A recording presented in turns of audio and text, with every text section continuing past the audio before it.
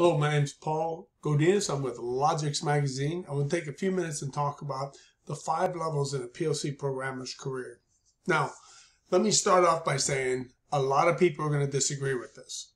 The problem with that is that there's no really an industry standard that describes what it takes to go through for each level and what it takes to progress through each level.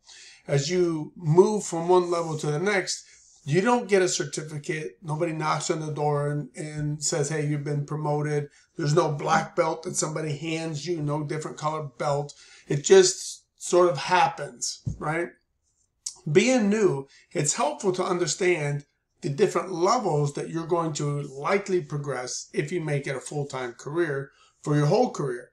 And that's what I wanted to share with you today. So, when I think about the progression of my personal career, that's what I'm going to base a lot of this off of. All right. So what I'd like you to start with is thinking, in one way or another, if you're going to make this a career, you're going to go through most, if not all, of these steps. Sometimes you'll do it in a year to 4 years or 3 years. Sometimes it'll take 10 or 15 years or an entire career before you go through all of them. So there's no specific timeline. But when you're out there looking for a job, it's very important to understand where you're at, what an employer is going to look for, and how to mix those two together and apply appropriately. An entry-level controls engineer or PLC programmer should not be trying to apply for a senior controls engineering position. I mean, you would think that that's common sense, but let's put some perspective to that, okay? What seems obvious sometimes can be very confusing when you start looking for a job, all right? And that's what I want to help you do. Now, again, I can help you, tell you about this. You're going to have to, and ultimately, you're going to have to use some common sense, listen to what I say, and you're going to have to make the decisions on your own. I can't do it for you. You have to figure this stuff out. It's your responsibility to understand what the levels are, where you fit in, and what makes sense when applying for a job.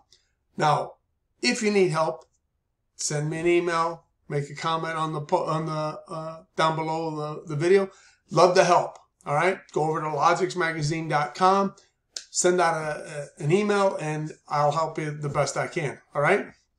So with that being said, let's go ahead and get started with our 5 levels to a PLC programmer's career. So level 1.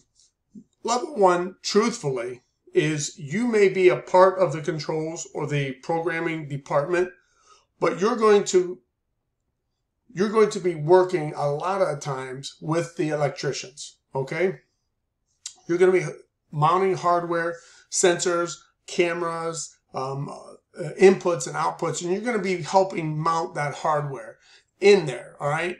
Now, that may not be the only thing you're doing, but it's most certainly going to take up a large percentage of your time, typically.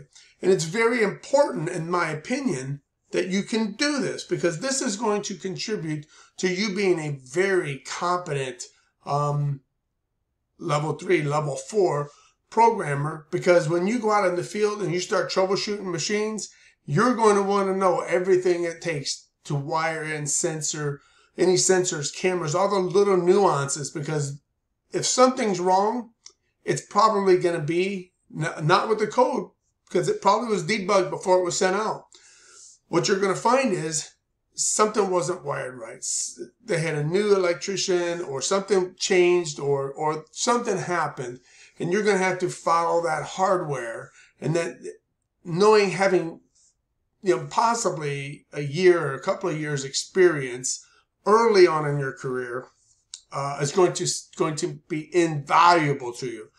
What I tell you is, don't be afraid when you're first starting to work with the electricians. It's critical that you get a lot of experience with the electricians. I cannot believe when I went to work with a professional engineering firm how much I was actually able to learn. I could have stayed with that electrician for 10 years and still learn stuff. It's an immeasurable amount of knowledge that you can get. But pay your dues, learn as much as you can, spend time with those electricians, and that is very, very valuable. All right. Do not be in a hurry to rush into the programming if you don't have a good, solid electrical controls electrical background. Okay, so that's, to my opinion, that's where you need to start. That's going to be level 1. So now, between level 1 and level 2, it's going to get great because you're going to be working on level 2 on occasion. All right, you're going to be doing a mix of level 1 and level 2, but you really need to spend some time in level 1, significant amount of time. So level 2. Level 2 is going to be where you're going to perform a lot of specific tasks in the programming and controls field. For example, you're going to be setting IPs. You're going to learn how to do it. You're going to set IPs in all the different hardware. You're going to update firmware, and you're going to do all that, you know, administrative type work. You may even download a temporary program, right? You may be asked to check a few things, a few sensors and things of that nature. You may even do some limited debugging. So you're going to get some specific tasks. You're going to make sure that the electrical hardware is functioning properly, and you can see the inputs and outputs. You're going to make sure that the wiring is right to the processor. You're going to do a lot of that that technical administrative level of work. And again, don't be afraid to do it. This is the stuff that's going to make you or break you out in the field. And you want to, the big thing about this is high level repetition. Do it a lot and do it often, especially in those first few years. It's going to seem like your career may be progressing slowly, but it's supposed to. Imagine, though, that you are a black belt, going to a black belt martial arts course, right? You're going to start from a white, you're going to go to black belt. Having trained in Brazilian Jiu-Jitsu for almost 20 years, I can assure you that starting at white belt to black belt it's a 10-year course. If you happen to get in a program from day 1 to the first day you get your black belt, 10-year course, approximately 2 years each belt, give or take. So you can see, if you use that mentality, that it's going to take a couple of years in each of these different levels before you can become a really solid, highly competent PLC programmer. Don't feel like you got to rush it. You got time. You're going to need time, and you're going to need high level repetition. There's no shortcut to it, period. There's no book you can read, no course you can take that's going to instantly turn you into some gee whiz bang PLC programmer. It's just not going to happen, okay? So put the time in. Don't be afraid to go slow. Take your time. Think things through. Seek out the opportunity in those areas you know that you're weak at. You know that you need to learn, because it's going to prepare you for later on. Okay, the difference between a white belt and a black belt is that the black belt does the basics really, really well. All right? It's not that they're gee whiz genius. They are, and we'll talk about that, what that looks like. But they do the basics really, really well. They can get in there and get all the basics done in no time. Why? Years of repetition. All right? And the more you get it in those early years, the more you put your time in, the more you learn the fundamentals, the better you'll be when you get to be that senior programmer. All right? So level 3. Again, this gets gray, doesn't it? It's going to get gray, but that's okay. How do you know when you're at a level 3? Again, nobody's going to hand you a black belt or a brown belt or any of that. They're not going to hand you a belt. They're not going to give you a certificate. You're not going to get a trophy or an award. You're just kind of got to merge into this role, right? So the way that I look at level 3 is, when you're looking at ads online, Indeed, and some of these other websites, they're going to be looking for 4 to 7 years experience, all right? And at 4 to 7 years, you should be able to do 100% of some programs and 70% of virtually any program. Any program on any machine, anywhere in the world, on the platform that you're trained in, you should be able to 70-80% program right now, almost off the top of your head. That's when that's a level 3, and you'll be solid at that. You'll know the electrical and the hardware. You'll know all the different administrative tasks to get a system up and running. You'll know very, very solid in debugging, right? You'll have 4 to 7 years. You've worked with senior engineers. You've done hundreds of different projects. You're a really solid, reliable PLC programmer. The difference is this, okay? Where you're going to see some weakness. Let me check my notes here. Where you're going to see some weakness is in your any programs that are heavy in the mathematics, that has a lot of data driven, right? That are really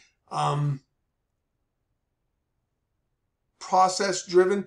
There's going to be a mixed languages, for example. Mixed languages generally stumble a lot of the new guys.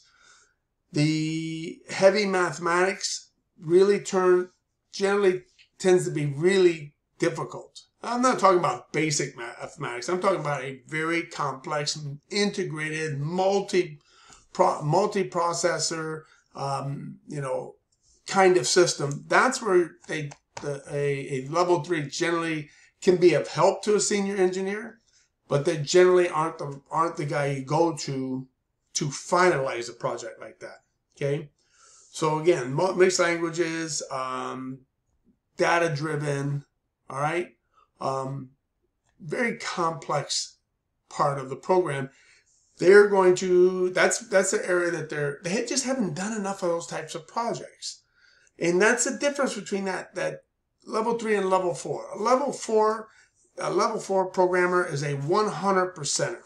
Okay, it doesn't matter what you give them. It doesn't matter what you give them. They will get that job done. They will have 7, 10, 15 years experience, and they can put together the most complex projects out there. They have worked with multiple projects over the decade, and they are solid, right? So they can design projects, they can develop projects, take projects that are running, and they can develop new technologies and integrate the technologies into maybe older equipment. I've done a lot of that. They can evaluate systems and try to identify opportunities for technology integration. They can inspect the equipment. They can make plans. They have a very solid competency. They can complete the whole project. They can help design. They have tons of ideas, lots of experience. They can help you develop a project. They can evaluate and troubleshoot at a very high level.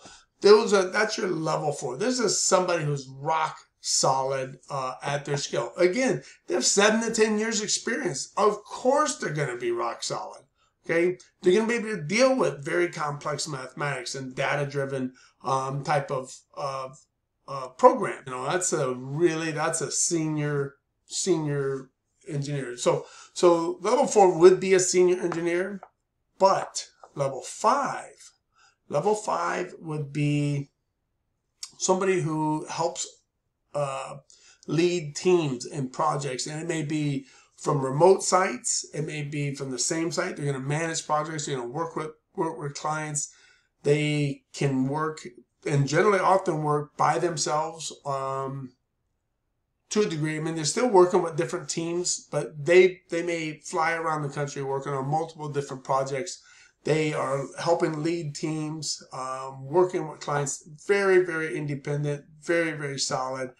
They may be working for a company. And a lot of these types of guys and gals tend to go out and become freelance contractors, start their own controls companies. That's at that level. They'll take on any new work, right? Any I shouldn't say so much new work, but they can take on any projects, and they can lead it from start to finish. Now, our senior engineers, senior programmers, They have that skill, but if you're 7 to 10 years, you kind of got there, but you may not be at that level, you know, that incredibly high level yet. And that might take a few years, additional years of seasoning. Okay. So I guess my point is, what I'm saying is, when you go from like a brown belt to a black belt, you don't automatically you're not bestowed 2 years of black belt knowledge. You have to be a black belt. You're like a black belt with a basic stripe, you know, and it takes a few years of seasoning in that level. By the time you move into that senior level, and you can pretty much take on anything, you need to spend a few years in that, and then you're gonna be solid. You're gonna be able to work on virtually anything, work with all kinds of teams and all kinds of complex machinery and problems and challenges. And therein lies the difference. This is my definition, having gone through many of these levels, of what it takes, the progression through a PLC programmer's career.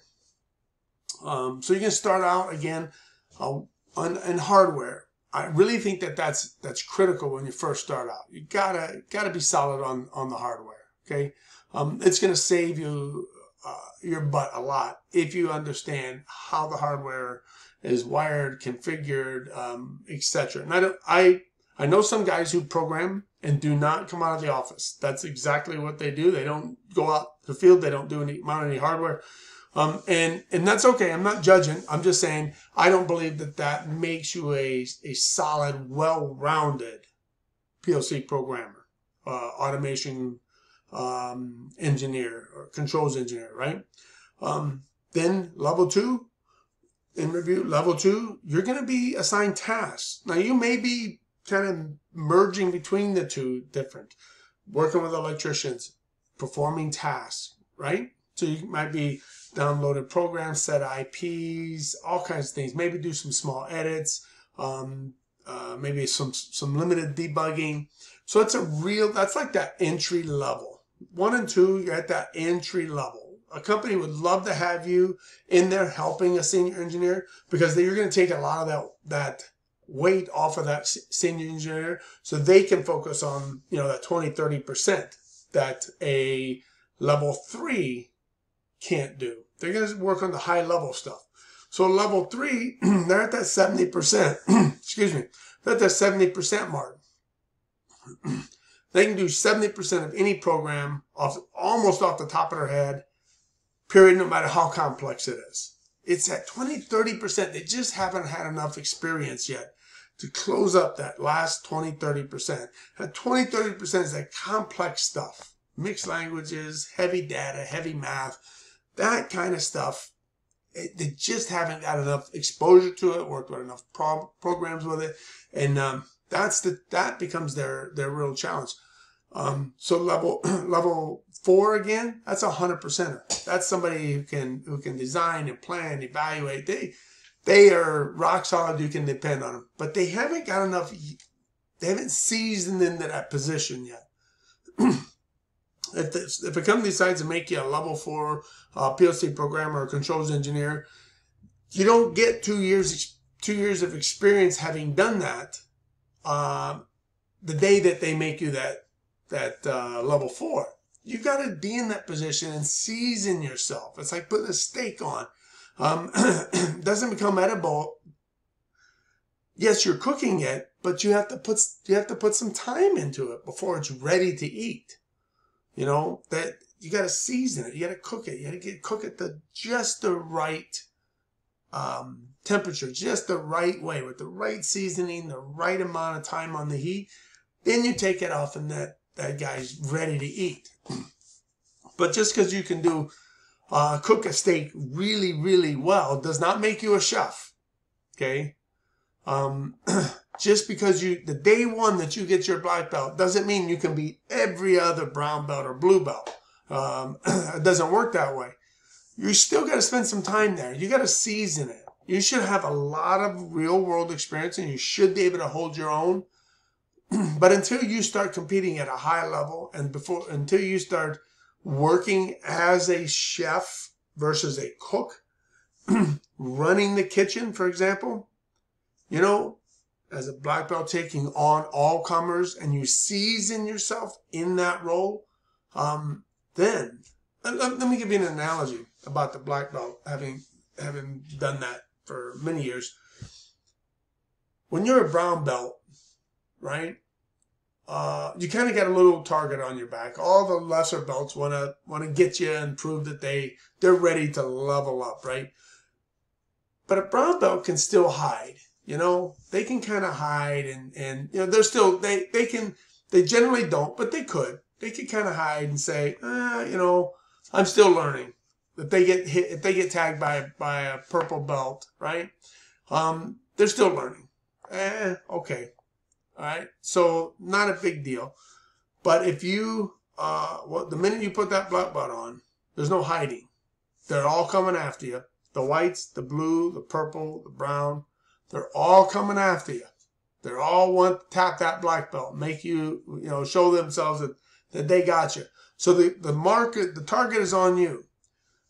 It takes some time to season yourself to be prepared to take on all comers and hold your own, right? It's just like a chef. It takes time to season your meal, your meats in particular. It takes time to season yourself into running that kitchen. Just because you get the job being the head chef, you're not an expert day one. You have to groove yourself into it, and that takes time. And generally a couple of years of time, right? So I just want to leave you with these closing thoughts that if I were to take the PLC programmer's career and break it down into 5 different levels, you'd have you know, level 1, 2, 3, 4, 5. Somebody who are really solid on hardware, that's what they're focused. They can do a lot of different administrative tasks. You might be asked in level 2 to put the manuals together, documents, all kinds of administrative stuff. Level 3, 70% person, solid, 70%. Level 4, 100%, all across the board. But haven't put enough time in at that point to really be, you know, a seasoned senior PLC programmer. At level 5, you're in a leadership role. You should be leading teams, maybe even your own company. All right, departments, teams, your own company. So that's my interpretation of the 5 levels of PLC programmer. All right, so this is Paul with Logix Magazine. Hey, I'd really be curious and interested in your opinions. Just put the questions down below, or go to logixmagazine.com and let me know what you think. I'm curious to get some feedback on this. I've never shared my opinion of these 5 levels, but I'm really curious to get some feedback. So ask some questions, all right? Look forward to hearing from you. Thanks. Bye.